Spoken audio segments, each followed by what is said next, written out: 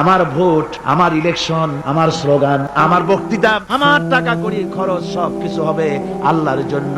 মৃত্যু ব্যক্তিকে কবরে রাখার সময় বলে বিসমিল্লাহি আলা মিল্লাতি রাসূলিল্লাহ, আল্লাহর নামে রসুলের দলে উঠাই দিয়ে গেল। চিন্তা করেন ভাইরা, আল্লাহর নামে রসুলের দলে উঠাইলেন কারে?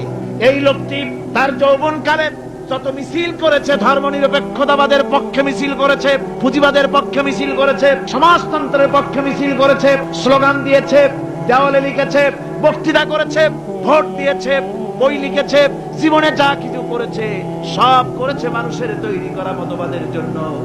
তার ভোট ইসলামের কাজে লাগে নাই, তার ইলেকশন ইসলামের কাজে লাগে নাই, তার দেওয়ালের লেখা ইসলামের কাজে লাগে নাই, তার বক্তৃতা, তার টাকা পয়সা ইসলামের কাজে লাগলো না। মরে গেছে, পরে মরা মানুষটারে উঠাইয়া বললা রাসূলুল্লাহর দলে উঠাইয়া দিলাম।